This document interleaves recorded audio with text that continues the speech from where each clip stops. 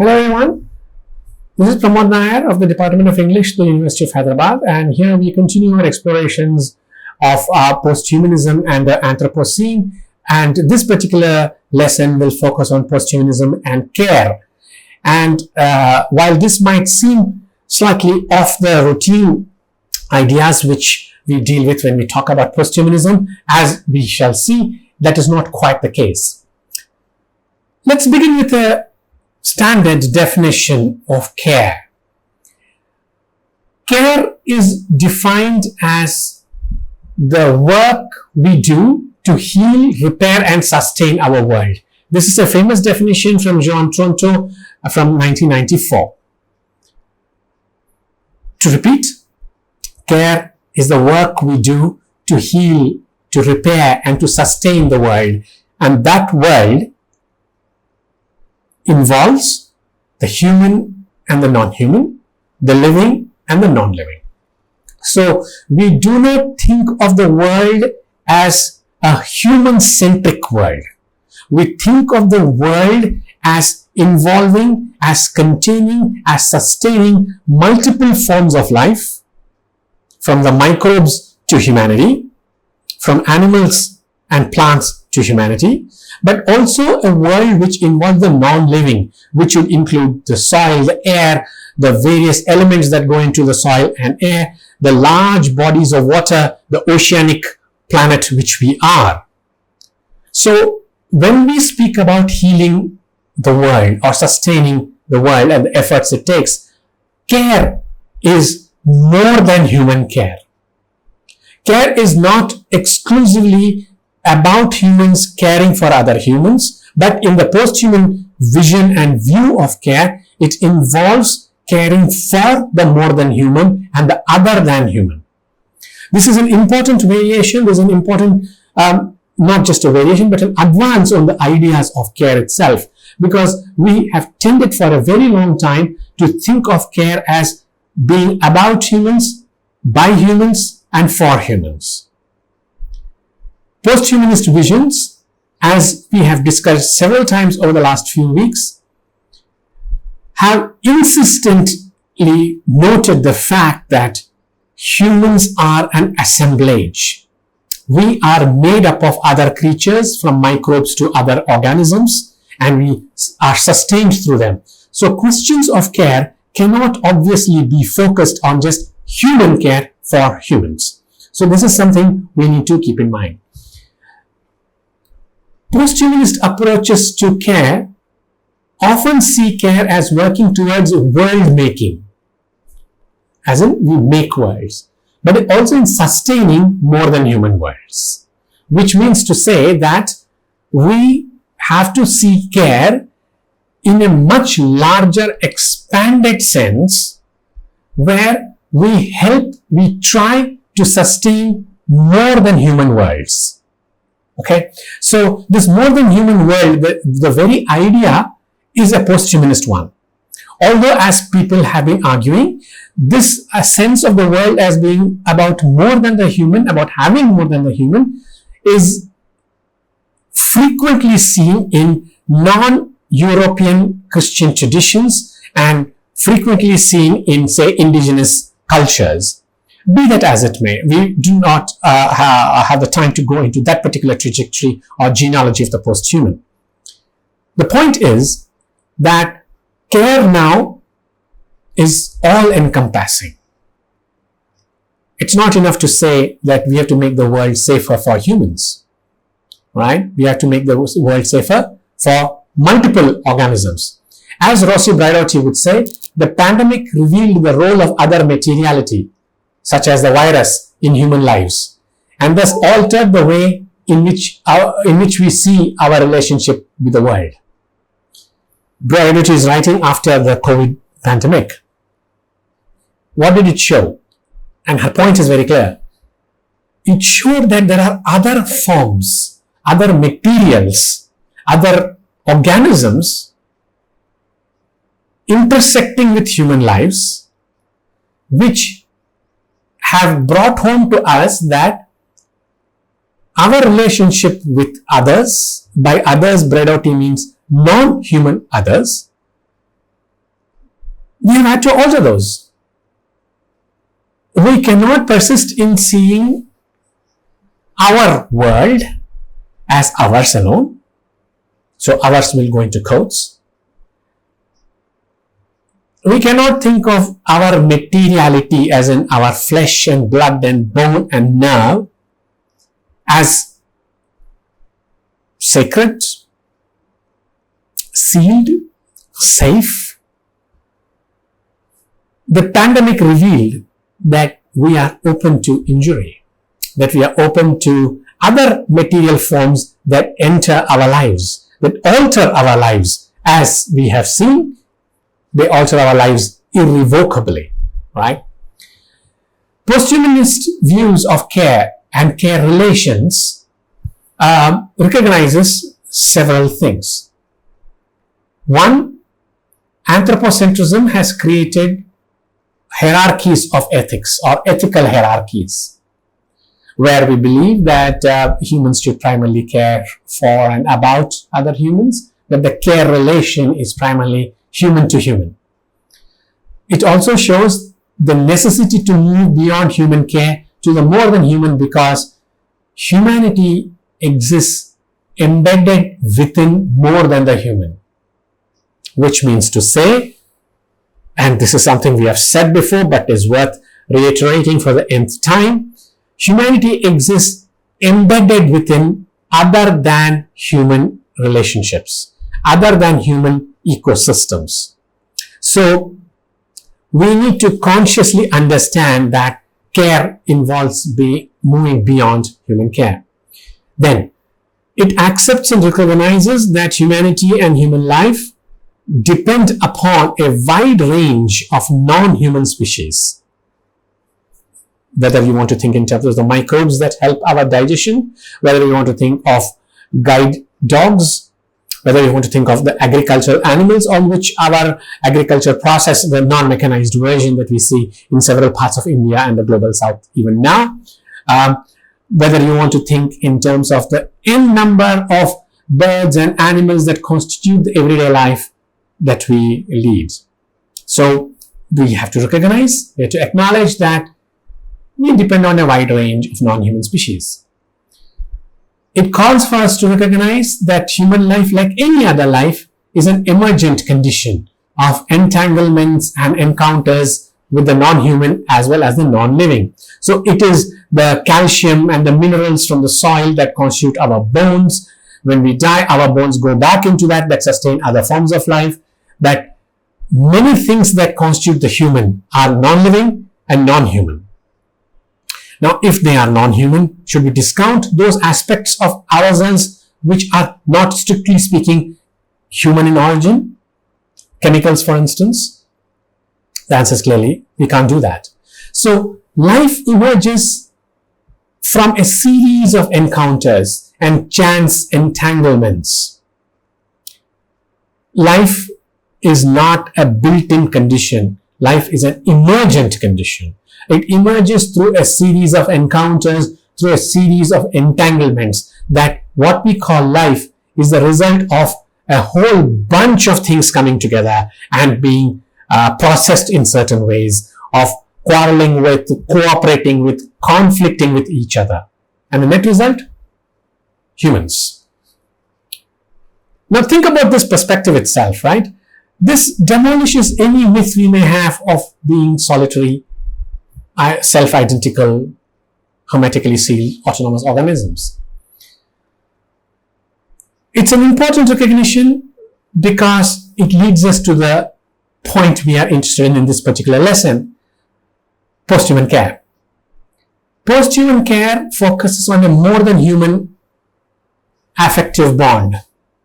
By affect, of course, we mean sentimental and emotional. Posthuman care focuses on more than human affective bonds. And in the words of Emilia De Falco, posthuman care presents and I'm quoting here, a dynamic model of care that addresses all creatures, human and more than human, as mutually constituting, vulnerable, embodied, and embedded beings. It's a very important definition, and Emilia De Falco's most recent work does a great deal to advance our sense of post-human care and what's commonly called care relations. It's a crucial book.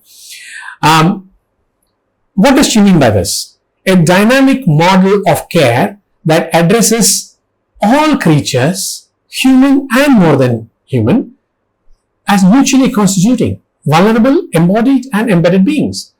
That is, care, like I began today, addresses the non-human as well.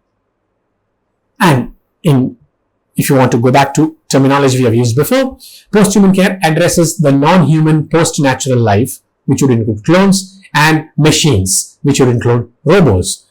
Something we have discussed quite a bit when we spoke about post-human subjects and the ethics of post-human subjects and caring for the post-human, which is basically a point we are making again here, that when we speak about, say, clones, or when we speak about machines and robots, and we have novels, of course, that we have mentioned several times over in the past, Kazuo Ishigero's Never Let Me Go, Kazuo Ishigero's Clara and the Sun, Ian McEwan's Machines Like Me. So post-human care addresses the non-human post-natural life of clones and machinic or robo care, right? Post-human care is also very invested in the care of discarded matter. Why discard? Some of you may be aware that one of the central problems of the Anthropocene, of our current environmental crisis, is the sheer volume of waste. All kinds of waste, organic, non-living, non-organic, electronic wastes, right? There are wastes everywhere. The Great Pacific Garbage Patch is one. If you go up to Everest, there is garbage en route to the peak. The oceans are polluted. There is all kinds of dumping happening, from toxic materials to other kinds. Waste is a key problem today. We all recognize that, right? So, for post-human care, what is the value of valueless matter? What is the value of discarded and worthless matter?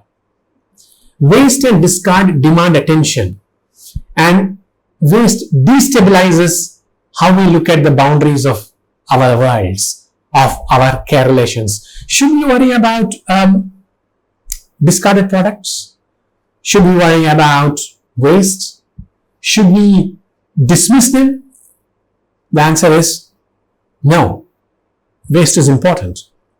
Waste constitutes the boundaries of our life. Waste is also central to the non-human life forms. Right? We know that.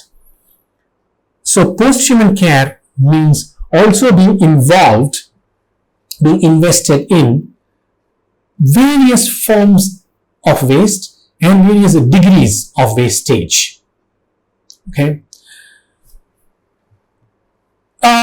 If you go back to the earlier week's lessons, particularly about robots and robo care, post-human care devotes a great deal of time to the debate around what the post-human subjects are like, or what is post-human subjectivity.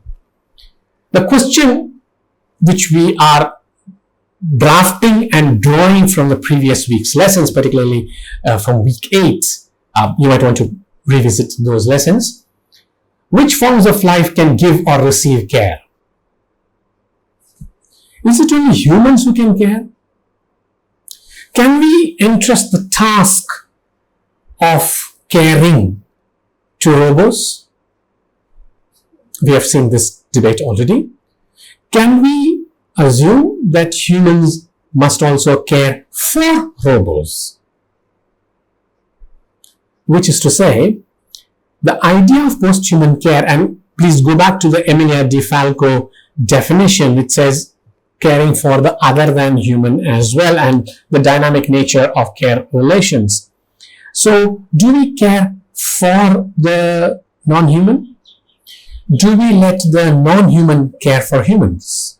Or is it that only humans can care for other humans? If human lives as we see today, are increasingly embedded, entangled in and with machine lives, sometimes dependent upon them. And the human family now includes a robo or robo-carer. Then, does the care relation demand reciprocity? And you might recall, like I said, you go back to the lesson from week 8. If the robo is taking care of the humans, should we not take care of the robos?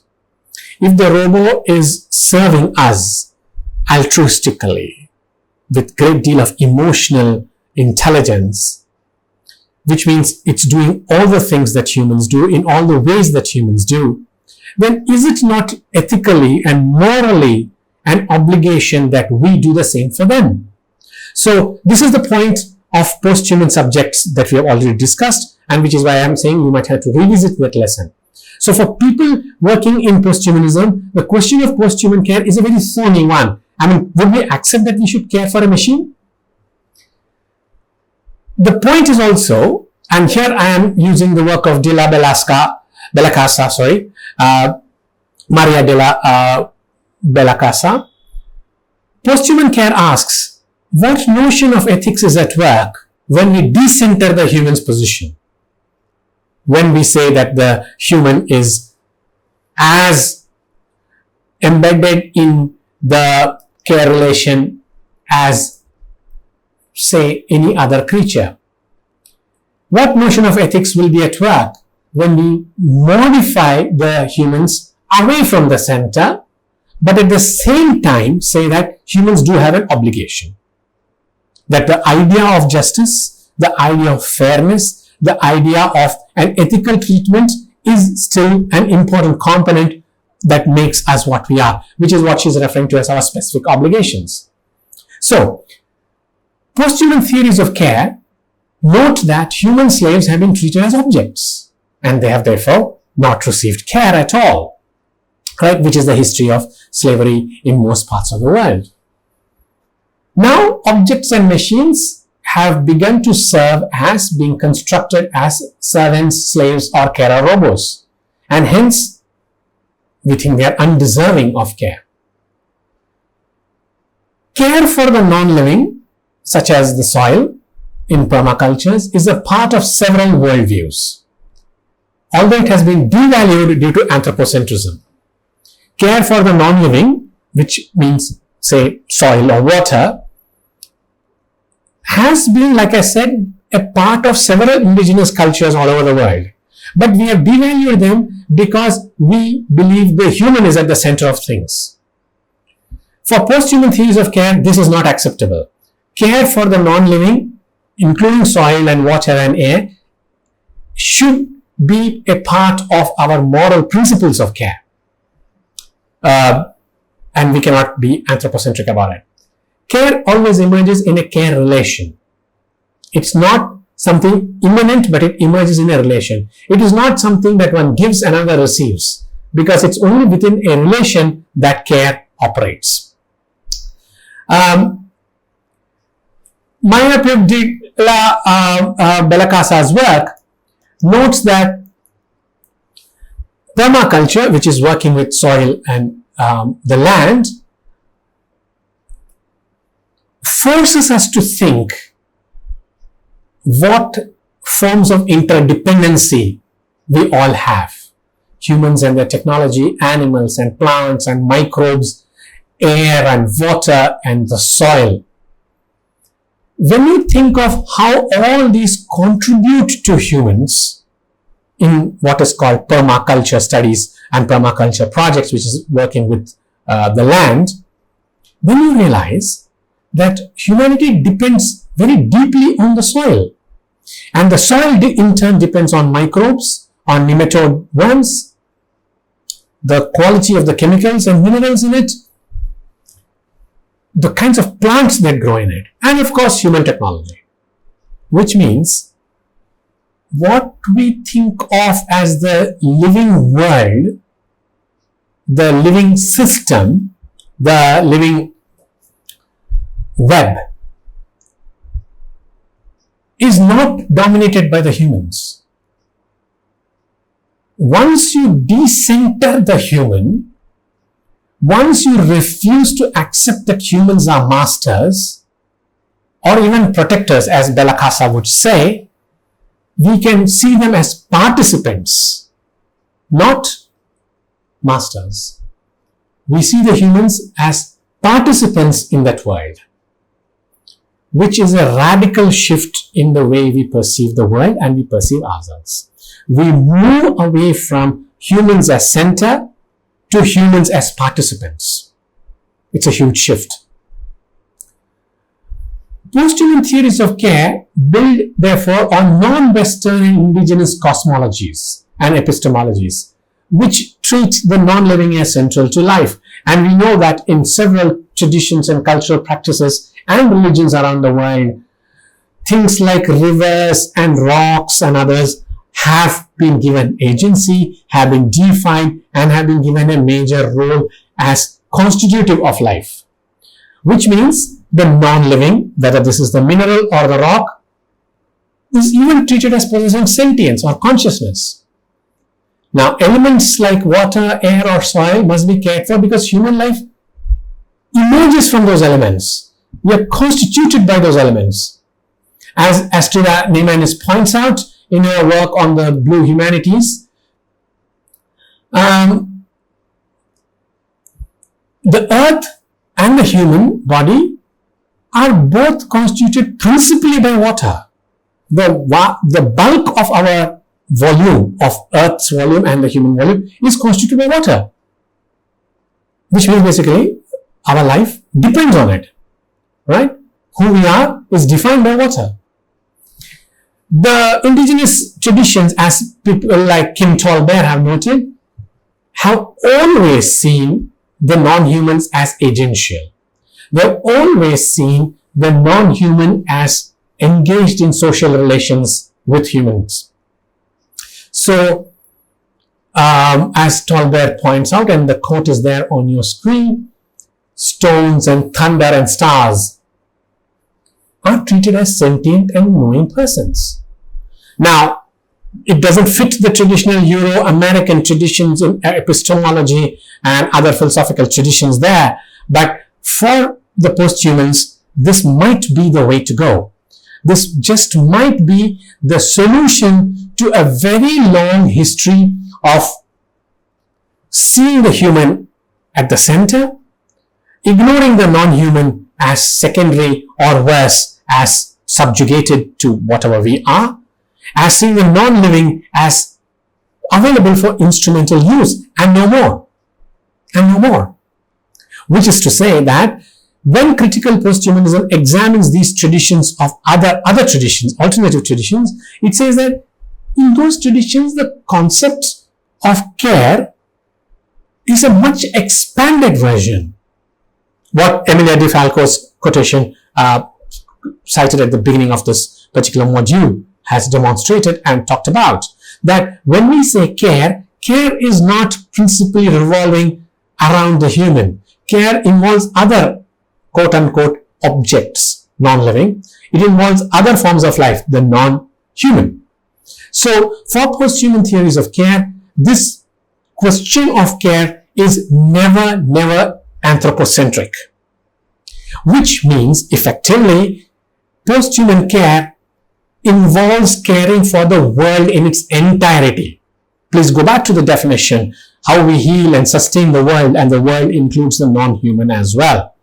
Which is to say that when we speak about post-human care, we are not speaking of post-human care by, for, and towards the human. We are speaking about care towards the world, the planet, which involves the non-human and the human, the living and the non-living. Okay, thank you.